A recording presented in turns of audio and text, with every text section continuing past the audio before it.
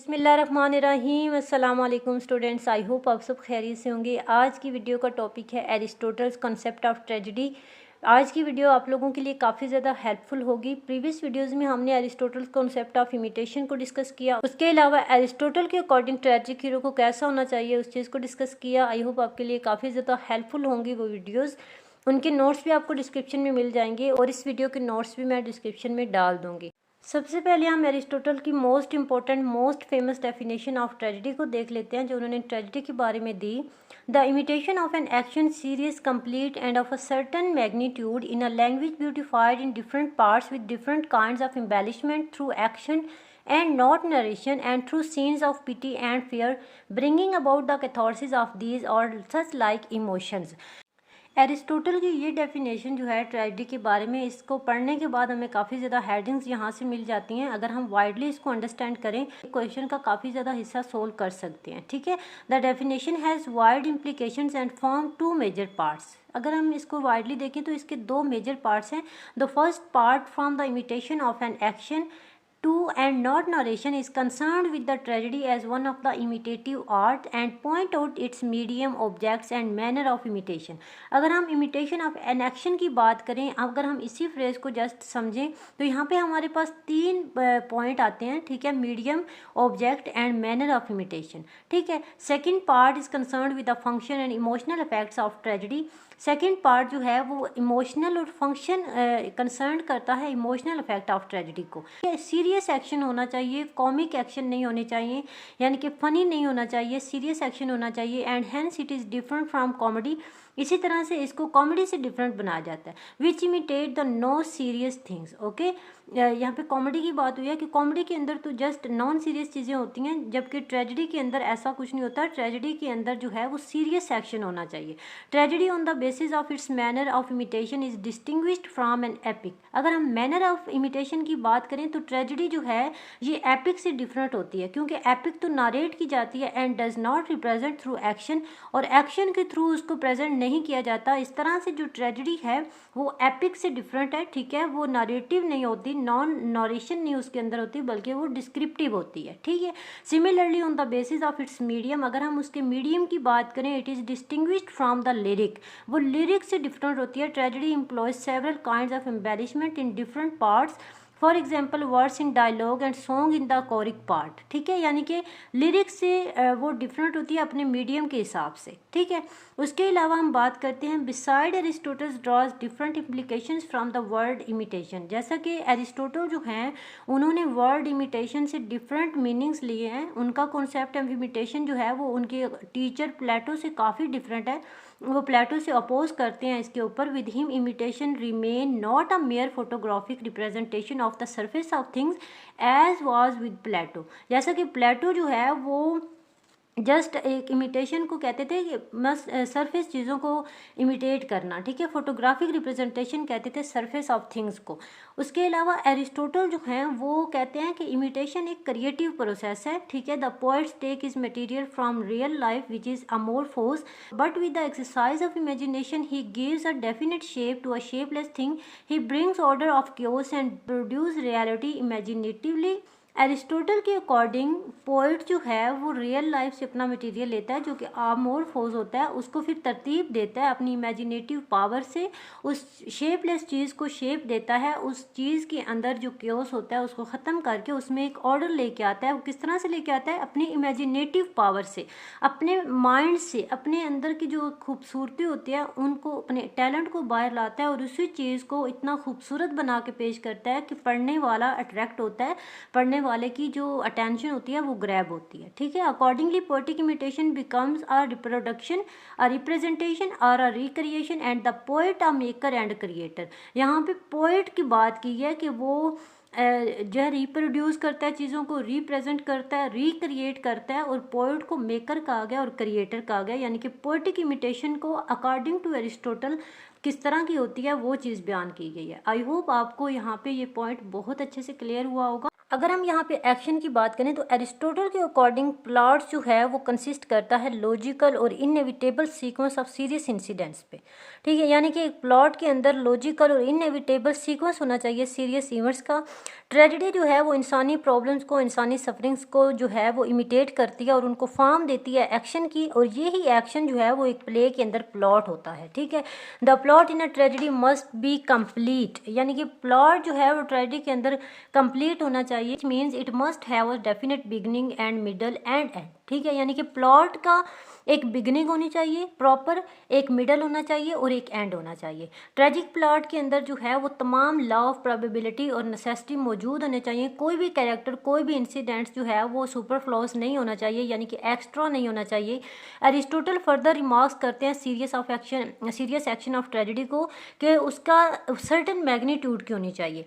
It means कि कुछ इस तरह का एप्रोप्रिएट साइज या फिर लेंथ ऑफ एक्शन होनी चाहिए, ठीक है। The plot of a tragedy should be of such proper length that the change of fortune leading to catastrophe could be artistically shown, यानी कि उस प्लॉट की जो साइज़ होनी चाहिए, जो लेंथ होनी चाहिए, वो इतनी अप्रोप्रिएट होनी चाहिए कि जो हीरो है, जो मेन हीरो है, उसकी जो प्रॉब्लम्स हैं वो उनकी तरफ मूव होता हुआ दिखाई दे सके। यानी कि इतना लंबा नहीं होना चाहिए कि उसकी जो सफरिंग्स हैं वो काफ़ी बाद में आए, इतने में जो ऑडियंस है उसका इंटरेस्ट ख़त्म हो जाए, और इतना शॉर्ट भी नहीं होना चाहिए कि किसी को लगे कि ये बिल्कुल आर्टिफिशियल टाइप था, ठीक है। यानी कि उसकी अप्रोप्रिएट लेंथ होनी चाहिए, उसका जो साइज़ होना चाहिए वो अप्रोप्रिएट होना चाहिए, ठीक है। Thus Aristotle strongly disapproves of episodic plot. Aristotle जो है वो इस तरह से एपिसोडिक प्लॉट को डिसअप्रूव करते हैं। He thinks that the action of a tragedy should have proper magnitude, यानी कि उस एक्शन का प्रॉपर मैग्नीट्यूड होना चाहिए, so as to develop sympathy and interest of the spectator for the hero.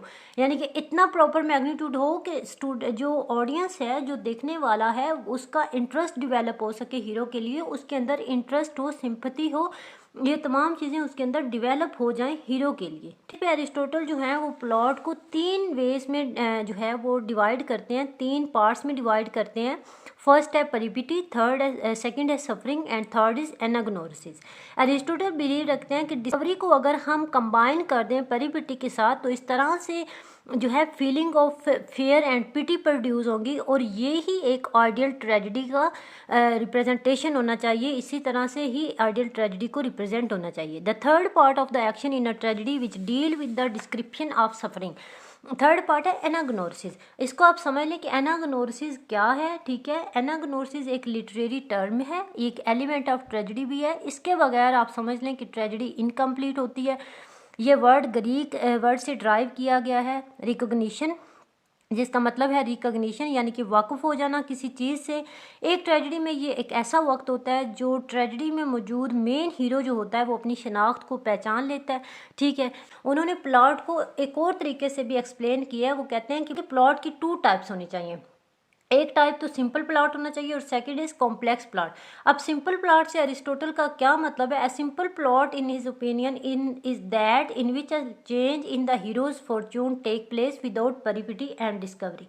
यानी कि सिंपल प्लॉट से उनका मतलब यह है कि इस तरह का प्लॉट होना चाहिए जिसमें हीरो की जो फॉर्च्यून है वो टेक प्लेस हो बगैर किसी परिपिटी की और बगैर किसी डिस्कवरी के। जैसा कि हमने इडिपस रेक्स में देखा था, उसके ऊपर एक डिस्कवरी होती है, ठीक है। उसको पता चलता है हकीकत का कि असल में क्या माजरा था और मैं किस तरह की लाइफ गुजार रहा था, मेरे असल वालदैन जो थे वो कौन थे, अपने ही वालिद को मारा और अपनी वालदा से शादी की।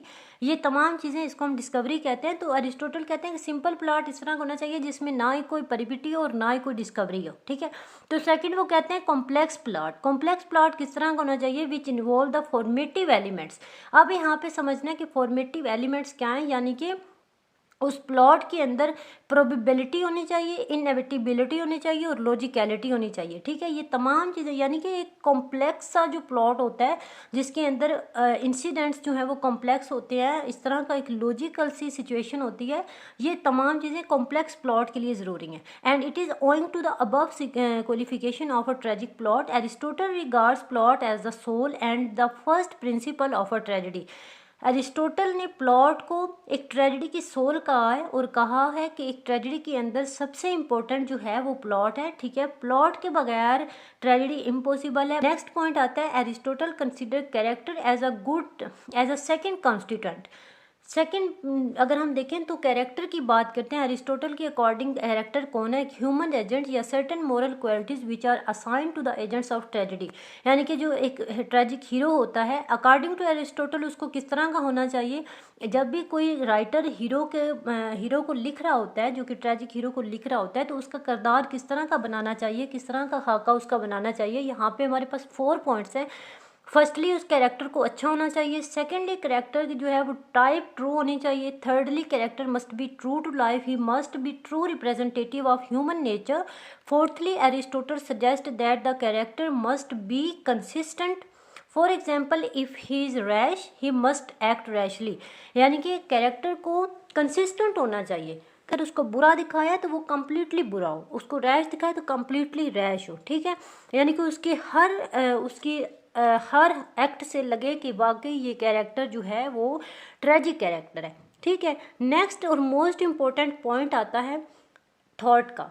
एरिस्टोटल ने थॉट को 3rd नंबर पे रखा है, ठीक है। थॉट जो है थर्ड इंपॉर्टेंट कॉन्स्टिट्यूएंट है एक ट्रेजेडी के अंदर। Thought is the power of saying what ever can be said. Thought को कहा गया कि ये पावर ऑफ सेइंग है, जो कुछ भी हमने कहना होता है और या जो कुछ भी हमें ओकेजन के अकॉर्डिंग अप्रोप्रिएट लगता है तो थॉट उसके लिए बहुत ज़रूरी है। It is required where a statement is made और सेम स्टेटमेंट इज़ प्रूव्ड और disapproved. Thought is the intellectual element in a tragedy, यानी कि थॉट को इंटेलेक्चुअल एलिमेंट कहा गया, ठीक है। And it is express through the speech of a character की स्पीच के थ्रू इसको एक्सप्रेस किया जाता है। This implies that only such speeches are significant which express the view and feelings of a character. जैसा कि हम अगर एग्जांपल लें इसकी, तो जैसे एक कैरेक्टर है वो बैठा है अकेले में और वो सोच रहा है, ठीक है, और उसकी वो जो सोच है, वो जो उसके ख्यालात हैं, चाहे वो पास्ट के बारे में सोच रहा है चाहे वो फ्यूचर के बारे में सोच रहा है, और वो थॉट्स वहाँ पे हमें लिखे नज़र आते हैं कि वो क्या सोच रहा है। तो इस तरह से थॉट जो है एक इम्पॉर्टेंट एलिमेंट है, क्योंकि वो जो रीडर है, वो जो हीरो है, कैरेक्टर है, उसकी फीलिंग को दिखा रहा है, चाहे वो सौरों की फीलिंग्स हैं, चाहे वो कोई भी अच्छी फीलिंग्स है, बुरी फीलिंग्स हैं या दुख की फीलिंग्स हैं, जो भी वो सोच रहा है वो हमें दिखा रहा है। यानी कि वो उसकी स्पीच के ज़रिए हमें पता चल रहा है कि वो क्या सोच रहा है। तो ये एक इम्पॉर्टेंट एलिमेंट है ट्रेजेडी के अंदर। यहाँ पे अब लैंग्वेज की बात होती है कि लैंग्वेज कितनी इंपॉर्टेंट है किसी भी ट्रेजेडी के अंदर। Also it is through speech that their character is first reveal. अगर हम थॉट की बात करें तो थॉट भी इम्पोर्टेंट है, उसकी स्पीच को रिवील करने के लिए, कैरेक्टर की थॉट्स को एक्सप्रेस करने के लिए, उसके माइंड में क्या चाह रहा है, उसकी क्या सिचुएशन है, किस तरह की चीज़ से वो सफ़र कर रहा है, ये तमाम चीज़ें हमें स्पीच के ज़रिए पता चलती हैं। पहले थॉट आता है कि वो सोच क्या रहा है, फिर हमें उसकी लैंग्वेज का पता चलता है कि वो किस लैंग्वेज में क्या सोच रहा है। Language of tragedy must be expressive. Tragedy की जो लैंग्वेज है उसको एक्सप्रेसिव होना चाहिए। Aristotle is the first writer to emphasis the expressive value और metaphorical language. Aristotle first writer हैं जिन्होंने एक एक्सप्रेसिव वैल्यू और मेटाफोरिकल लैंग्वेज पे फोकस किया है। वो समझते हैं कि the gift of metaphor as the greatest of all. अगर हम मेटाफोर को लैंग्वेज में यूज़ करेंगे तो वो बहुत ज़्यादा अहम होगा, बहुत ज़्यादा सुपर होगा। However, as a general rule, Aristotle says that the language of tragedy must be clear and it must not be mean. यानी कि लैंग्वेज जो है वो एक्सप्रेसिव होनी चाहिए, क्लियर होनी चाहिए, मतलब कि डिग्निफाइड होनी चाहिए, एलिवेटेड होनी चाहिए, और उसके अंदर क्लैरिटी होनी चाहिए, फेमिलियर वर्ड्स हों। और अगर फेमिलियर वर्ड्स नहीं यूज़ किए जा रहे, रियर और अनफेमिलियर वर्ड्स यूज़ किए जा रहे हैं, तो वो वर्ड्स जस्ट एलिवेशन पैदा करने के लिए उसके अंदर यूज़ किए जाएँ। उसके अलावा जो लैंग्वेज हो वो क्लियर होनी चाहिए और मीन नहीं होनी चाहिए, ठीक है। Melody Aristotle mean the lyrical और musical elements of a tragedy. Melody से एरिस्टोटल क्या मतलब लेते हैं?